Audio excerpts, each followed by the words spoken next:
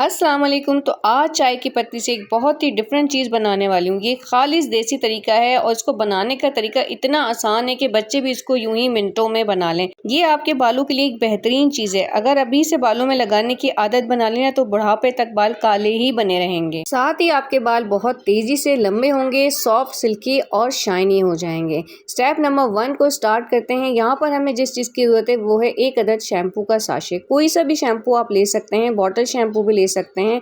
और दूसरी चीज़ है चाय वाली पत्ती।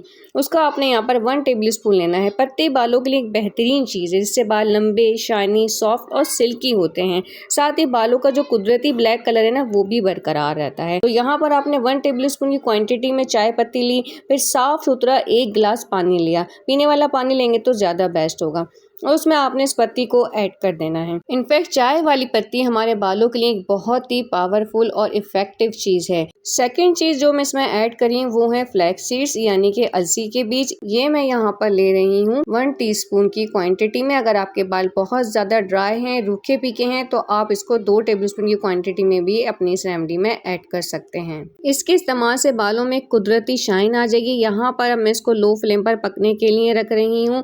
और अभी जिस चीज़ की जरूरत है वो है प्याज के छिलके, जो हर घर में ही तकरीबन मौजूद होते हैं और मैं तो हमेशा अपने प्याज के छिलके जमा करती हूँ और इसको हेयर डाई में लाजमी यूज़ करती हूँ। बहुत खूबसूरत इनका कलर आता है। जितना सल्फर प्याज में होता है उतना ही सल्फर उसके छिलकों में भी होता है, इसलिए इसके छिलकों को कभी भी ना ज़ाया नहीं करना चाहिए। इसको हमेशा हेयर डाइज, हेयर पैक और हेयर मास्क में इस्तेमाल कर लेना चाहिए। 1 मुट्ठी के बराबर प्याज के छिलके लिए उसमें 2 कप पानी डालकर तकरीबन 1 से 2 मिनट के लिए ऐसे ही छोड़ देना है ताकि ये अच्छे से ना फूल जाए। और यहाँ पर जो दोनों इंग्रेडिएंट्स हमने लो फ्लेम पर रखे थे उसमें भी उबाल आने वाला है। तो उबाल आने से पहले आपने क्या काम करना है कि प्याज के छिलकों को बहुत अच्छे से धोकर निचोड़कर इसमें ऐड कर देना है। प्याज के छिलकों को साफ करके रखने का काम पहले ही कर लीजिएगा। मेरे जहन से निकल गया था इसलिए मैंने इसको एंड में किया। तो जैसे ही हम इस कहवे में प्याज के छिलकों को ऐड करेंगे ना तो उसका जो कलर है वो मज़ीद डार्क होना स्टार्ट हो जाएगा। अब आपने इसको बिल्कुल चाय वाले कहवे की तरह लो फ्लेम पर पकाना है। हल्के हल्के ये पकेगा और जब पकने के बाद तकरीबन ये आधे गिलास की क्वांटिटी में रह जाएगा तो हम फ्लेम को ऑफ कर देंगे और इसको ना ठंडा होने के लिए रख देंगे। तो ठंडा होने के बाद इसमें बस सिर्फ एक चीज़ मजीद ऐड होगी। इससे क्या होगा कि आपके बालों की रुकी हुई ग्रोथ जो है ना वो रीस्टार्ट हो जाएगी।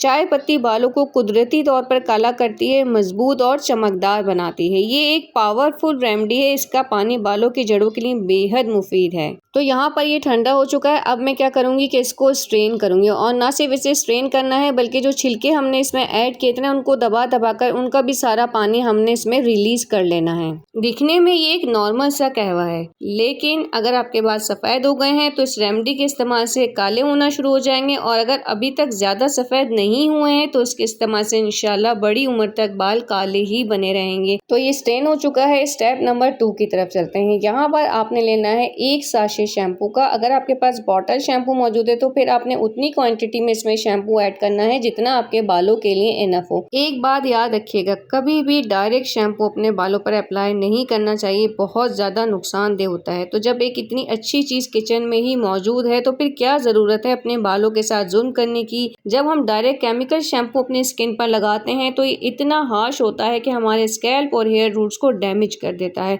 मैं तो कभी भी डायरेक्ट केमिकल शैम्पू नहीं लगाती बल्कि हमेशा इसको घर में ही हर्बल बनाकर लगाती हूँ। तो अच्छे बालों के लिए मेरी एडवाइस है कि आप भी ऐसे ही क्या करें। बस सबसे लास्ट इंग्रेडिएंट इसमें जाएगा, ये बहुत पावरफुल चीज़ है और ये है आंवला का पाउडर। थोड़ी सी क्वांटिटी डालेंगे 1/4 टीस्पून के बराबर इसमें और उसके बाद इसको बड़े ही अच्छे से ना मिक्स करेंगे। आंवला यूज करने से क्या होगा कि एक खास पिगमेंट छोड़ता है जिससे हमारे बाल जो है वो काले ही बने रहेंगे, प्री मैच्योर ग्रे हेयर्स की तरफ नहीं जाएंगे। अब यहाँ पर शैम्पू को लगाने का पूरा तरीका आपके साथ शेयर कर रही हूँ। सबसे पहले आपने साफ पानी से अपने बालों को और उसकी जड़ों को ना गीला करना है, नीचे लेंथ तक बालों को गीला कर लेना है। उसके बाद इसकी अपने बालों में थोड़ी थोड़ी क्वांटिटी में एप्लीकेशन करनी है। बालों को तेजी से सफेद करने की सबसे बड़ी वजह डायरेक्ट शैम्पू का इस्तेमाल है। इससे बाल रूखे, फीके और बेजान होकर गिरने लगते हैं। तो ये बहुत ही बेस्ट तरीका है। इस तरीके से अगर शैम्पू करेंगे कभी भी बालों की प्रॉब्लम का सामना नहीं करना पड़ेगा। अच्छा, आपसे एक छोटी सी रिक्वेस्ट है कि कभी भी केमिकल शैम्पू डायरेक्ट ना लगाएं, पहले इसको घर में हर्बल में चेंज कर लें, फिर इस्तेमाल करें। इस तरह से केमिकल का असर भी खत्म हो जाता है। इसे आप ज्यादा बनाकर 15 दिन के लिए फ्रिज में रखकर स्टोर भी कर सकते हैं, बार बार बनाना भी नहीं पड़ेगा। अच्छा, बाहर के पोल्यूशन की वजह से जो हमारी स्कैल्प में डैंड्रफ और डस्ट जमा होती है ना, तो ये शैम्पू इसको भी क्लियर करेगा। और सबसे खास बात यह है कि चाय पत्ती हमारे बालों को यूवी रेज से भी प्रोटेक्ट करती है। एंड में आपने बस सादे पानी से वॉश कर लेना है। तो हफ्ते में जब भी शैम्पू करना हो इसी तरीके से इस्तेमाल करें, डायरेक्ट केमिकल शैम्पू को अपने सर में ना लगाएं। अच्छा, यहाँ पर एक बड़ी मिस्टेक की भी निशानदेही करती चलूं कि शैम्पू करने के फौरन बाद हम बालों को जल्दी जल्दी सुखाने के लिए ना हार्डली टॉवल से रगड़ रगड़ कर सुखाते हैं, जो बिल्कुल गलत तरीका है। ये बालों को बिल्कुल डैमेज कर देता है। बालों के जो स्प्लिट एंड्स होते हैं ना, जो हम कहते हैं बाल बहुत ज्यादा दो मुंह के हो रहे हैं, वो इसी वजह से होते हैं। ऊपर तक बालों के मुंह जो है वो फट जाते हैं और बाल बहुत ज्यादा ड्राई होकर हेयर लॉस की तरफ चले जाते हैं। तो नहाने के फौरन बाद बालों को हमेशा साफ सुथरी टॉवल में लपेट कर हल्के हाथ से दबा दबा कर उनका सारा पानी निकालें और कोशिश करें कि ब्लू ड्राई ना करना पड़े, बल्कि नेचुरल हवा में ही उनको ड्राई होने दें और हमेशा उनको ड्राई होने के बाद सुलझाया करें। तो ये तो हो गई हमारी एक परफेक्ट और कंप्लीट हेयर केयर। लेकिन हम खवातीन जो हैं वो अपने किचन को भी मुकम्मल और परफेक्ट रखना चाहते हैं, जिसके लिए एक बड़ी इंपॉर्टेंट किचन टिप्स आपके लिए लेकर आई हूँ, जो आजकल सीजनल के हिसाब से है। बरसात के मौसम में हमारे मसाले वगैरह जो हैं उनमें इस तरह के लम्स से पड़ जाते हैं। स्पेशली अगर हल्दी मसाला है या स्पाइसेस हैं, रेड चिली मसाला है, तो उसमें तो छोटे छोटे भुनके वाले जो कीड़े होते हैं ना वो पड़ जाते हैं। इसकी वजह से वो इस्तेमाल के काबिल नहीं रहते। नमक में तो ये बात होती है कि इस तरह के कीड़े नहीं पड़ते, बस उसमें इस तरह के डले से बन जाते हैं। तो इसको खत्म करने के लिए आपको एक बड़ा ही आसान सा और जबरदस्त तरीका बता रही हूँ, जिससे आपके मसालों में बिल्कुल भी लम्स नहीं बनेंगे। तो सबसे पहला काम तो ये करना है, जितने भी लम्स मौजूद है मसालों में उसको इस तरह से आपने फाइन पाउडर की शेप में लेकर आना है। देन यहाँ पर आपको जरूरत होगी 1 अदद बे लीफ की, जिसको तेजपात का पत्ता भी कहते हैं। इसे हम पुलाव वगैरह में भी इस्तेमाल कर रहे होते हैं। इसको आपने मसालों के सबसे नीचे रख देना है और 1 अदद इसमें आपने क्लव लौंग को डाल देना है। इससे क्या होगा कि डले नहीं बनेंगे। और जब भी आप मसाले यूज़ करें, स्पेशली बरसात के मौसम में, तो उसको थोड़ा सा शेक करके फिर उसको उसके रैक में रखा करें। इस तरह से इसमें बिल्कुल भी लम्स नहीं बनेंगे, ना ही इसमें कीड़े पड़ेंगे।